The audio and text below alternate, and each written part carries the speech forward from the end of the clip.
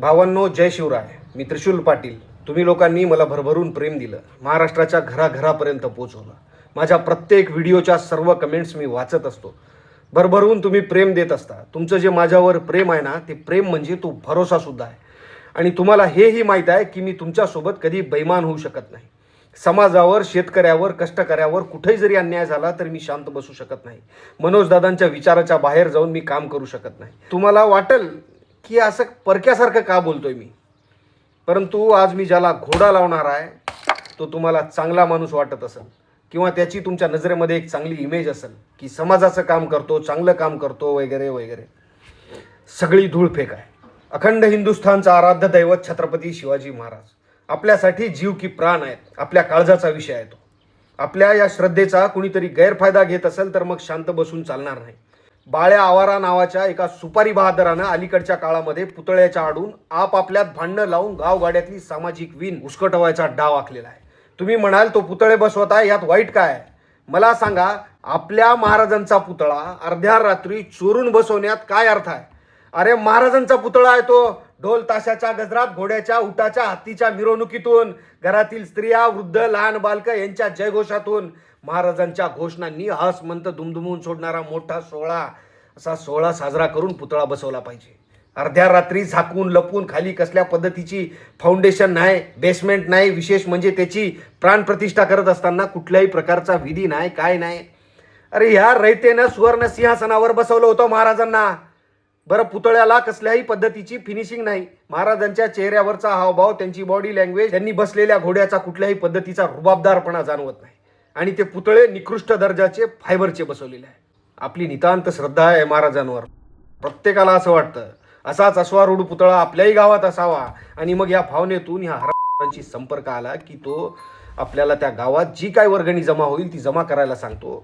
वरचे पैसे मी स्वतः घालतो अशी बतावणी करतो. आणि मग जेवढे पैसे जमले आहेत त्याही पेक्षा कमी पैशाचा निकृष्ट दर्जाचा पुतळा देऊन त्याचं सर्व श्रेय घेण्यासाठी बॅनरबाजी वगैरे करतो.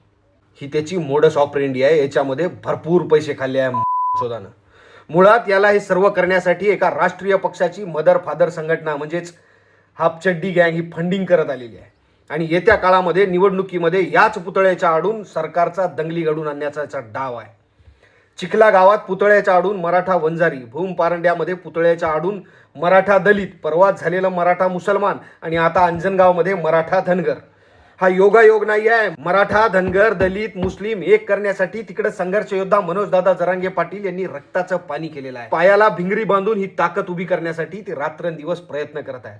आणि लक्षात घ्या, सरकारला त्यांचा हा प्रयत्न यशस्वी होऊ द्यायचा नाही. म्हणून हे असले मदरचोद सरकारनं दावणीला बांधले आहे. आणि हे ज्यांना महाराजांचा म सुद्धा माहीत नाही ना, ते आपल्या भावनांशी खेळून आपल्या श्रद्धेच्या, आपल्या दैवताच्या आडून आपल्या पाठीत खंजीर खुपसण्याचं काम करत आहे. या चुकीच्या स्मारकाच्या पद्धतीमुळे हजारो तरुणांवर आज गुन्हे दाखल झालेले आहे. त्यामुळे सर्व समाज बांधवांना माझी हात जोडून विनंती आहे, या बाळ्या आवाराच्या नादी लागून समाजात वितुष्ट निर्माण करू नका. थोडं सबुरीनं घ्या.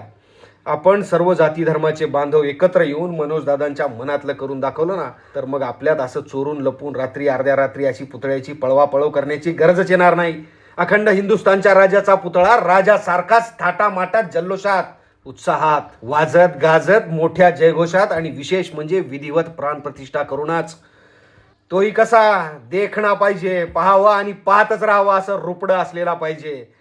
का आकार उकार नसलेला, फायबरचा, कुलूमुलू चौथऱ्यावर बसवलेला. हे खरंच तुमच्या बुद्धीला पटत आहे का? विचार करा शांत डोक्यानं. याच पुतळ्याच्या आडून मोठ्या दंगली घडून मोठा गेम करायचा सरकारला आपला. बाळ्या आवारा कधीच समाजाचा नव्हता, नाही आणि नसल. मागे छत्रपती संभाजीनगरमध्ये एक सुपारीबाज बाई आरक्षणाचं श्रेय घेण्यासाठी उपोषणाला बसवली होती. ती आठवते का? तिचा स्वामी आहे हो. त्यामुळं अंजनगाववरून कोणी पॅनिक होऊ नका. आणि या त्रिशूल पाटलावर विश्वास ठेवा. मी कधीही काहीही चुकीचं तुमच्यापर्यंत पोहोचवणार नाही. काहीतरी मोठं आपल्या विरोधात शिजतंय आणि त्यामुळं आपण सावध होणं हे गरजेचं आहे. जय शिवराय, जय भीमराय, जय मल्हार, जय संविधान.